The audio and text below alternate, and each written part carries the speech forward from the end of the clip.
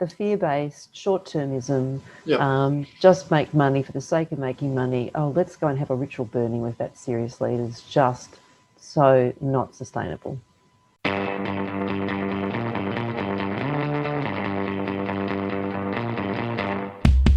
Welcome back, all my friends out there. Great to have you with us, and it's great to have Sue Barrett again. Hello, Sue. How are you? Well, John, thank you for having me.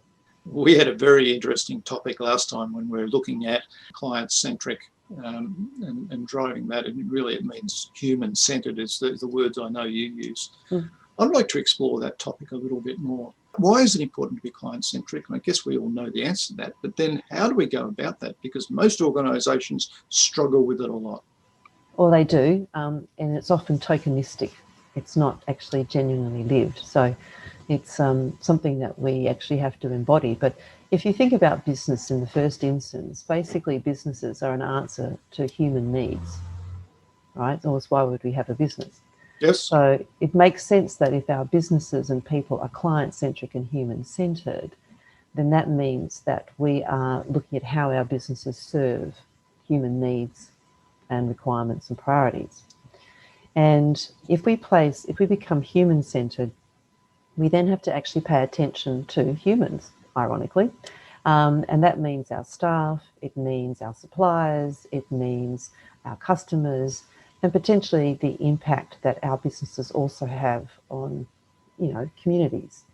And so when we think about generating opportunity and we think about fair exchange of value, we think about how we'd like to work with each other, humans are pro-social, and trust is at the epicenter of our relationships. And so I think if we actually put humanity back on the corporate map, by endorsing buying and selling experiences that treat people with dignity and respect, that is a really good way for us to become human-centered. But for the last 30, 40 years, businesses have been fixated on profit maximisation and shareholder return as their main, marks of success. I won't say all businesses, but a lot. And that has actually removed and forgotten humans at the centre. And they've got obsessed with data. They've got obsessed with, the metrics of things. They want to, reduce everything to some sort of number. And then we as humans are sitting there going, what the, and then they make decisions that actually aren't well thought through, or they may have had good intentions, but their decisions ultimately, if they forget humans, can have dire consequences. We've got experiences here with governments making decisions on data that have had actually dire consequences in terms of people committing suicide because of certain, government decisions. You see where I'm going. But you're saying it can have dire consequences in terms of driving the sustainable revenue that we get from our customer base, right? So if we're not being human-centered and knowing how to engage effectively and help our clients in a very human way, it's going to impact our revenue anyway, isn't it?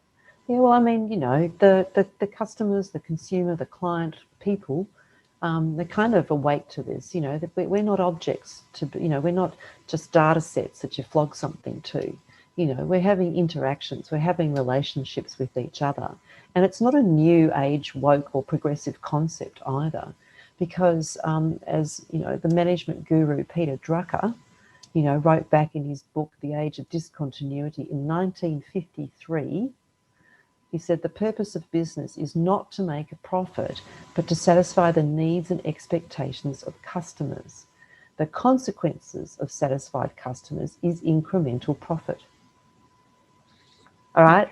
So he was on the money, and we know this to be true. Those businesses that have held true to that have been able to, if they're delivering things and adapting as the world goes, they've been able to hold on to and work with customers. And like I said, if trust is breached, if we cannot be trustworthy in the eyes of our customers and our staff, then we don't deserve to have a business, because trustworthiness is made up of three things: authenticity, empathy, and logic. And, we may be forced sometimes to only use something, and we may do that begrudgingly if there's no other choice. But if someone else is saying, you know, I actually care about you, I'm happy to make sure you have a good experience, we will listen to you. We may not be able to help you with everything, but what we do here, this is how we're going to serve and work with you, dear customer. There is a flight to quality. People realise that there is a cost to cheap. There is a cost to being mean. There is a cost to all of this kind of, disregard for humans. And ultimately, people just want to be able to feel safe when they're going and working with their suppliers or their, the shops that they shop at. They just want to know that actually it's okay and I feel good about doing it. So the Talking Sales series that we're on at the moment is talking mainly to sales leaders and professional salespeople. So what's the message to them that you want to get across? Let me expand this a little bit. I'm really concerned by some of the statistics that research shows us, such as the average tenure of a salesperson is 15 months, right? In the B2B sales world. The average tenure of a sales manager is under 2 years and probably 20 months. To me, I'm not suggesting we need to give jobs for life or anything like that, but to me that's probably in organisations that have numbers like that is probably a reflection of their behaviour in the marketplace and the way they treat their people and the way they treat customers and so on. And that they become very short term in their mind, and it's all about the dollar next month, the dollar next quarter, and we've got to make a quick decision, either make people redundant, move people on, or treat people less than we should, and therefore the people leave anyway. So is that what you're saying, or is that a symptom of what you're saying? It's all mixed up together. When you get your priorities wrong, that's when you start to lose people. I mean, a human-centered business and sales operation has a very clear purpose beyond profit maximization alone. Human-centered businesses, by default, human-centered sales operations are what we call business-worthy. Okay, and it's a concept about making money and making a positive difference. And when people see that they can make a positive difference, they know when they front a customer that they don't have to feel anxious or distressed about, but humans don't want to rip other humans off. Look, there are a few that do, all right, but we're not talking about them. We're talking about people who want to be able to hold their head high, have honourable relationships. And human-centred sales operations are systems-oriented, they're inclusive in the whole business, they're engineered for sustainable growth, not personality-driven. And this is the fundamental shift from this sort of piecemeal approach we've had to selling, that basically it's an operation, it's a system, it's got purpose, it's got standards. Back to some of the conversations we've had before about having good sales systems in place. And so when people come to work, they feel like they count for something. They feel like the work they're doing actually matters. I mean, everyone wants that, everyone. And why can't we do that? We get caught up in all of these quarterly sales targets and, everyone's kind of on this sort of result, rather than looking at the input we're doing. And I don't know about you, John, but the joy that I get out of working with my clients is when they say things like, you know what, I'm really glad I've met you. I love that. I had a classic like that the other day where a customer, he was going through a major health cancer. And he's the sales director of a client of mine, and he said, John, you've made my life a dream and helped me go through this health process right now, because I know with the systems and the cultures in place back at the office, it runs without me now. Yeah. Wow, that was a big compliment. So, exactly. but he's achieved that, and it's good to see. It really is good to see. Yeah. I think if it's how you view people, it's how you view other people. If you just see them as a means to an end, as something that serves your own purpose, if you're all about yourself and only what you can gain out of it, then there's something wrong with that.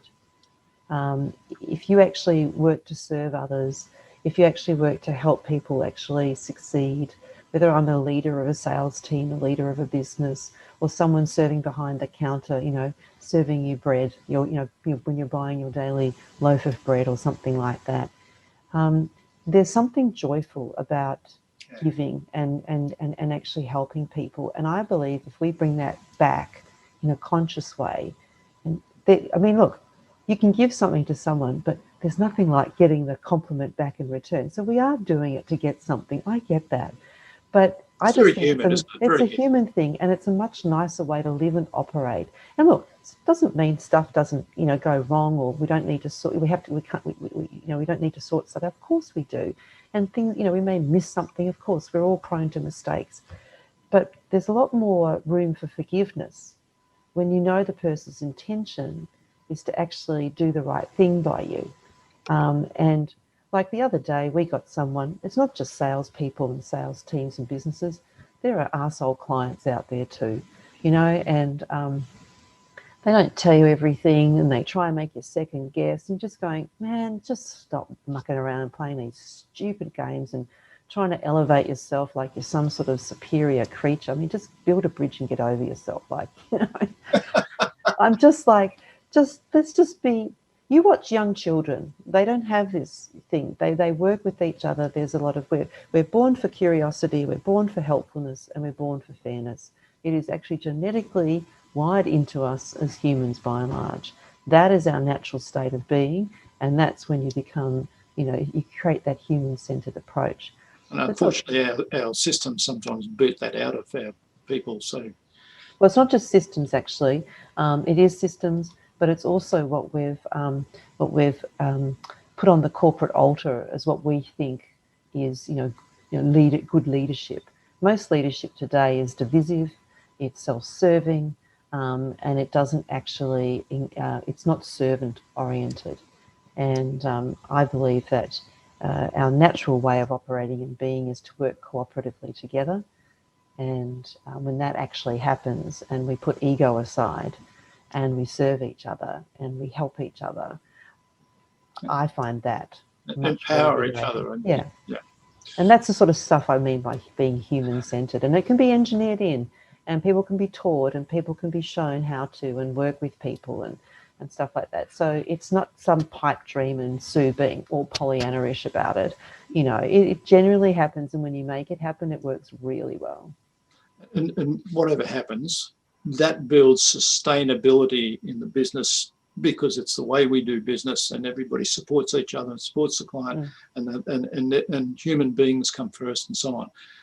To me, there may be some short-term losses sometimes, but we can pivot, we can change, because we know as people how we work together and how we work with our clients, and we build that potential for sustainable growth we'd never achieve with the old drive them out the door. Well, the fear-based short-termism, just make money for the sake of making money. Oh, let's go and have a ritual burning with that serious leader is just so not sustainable.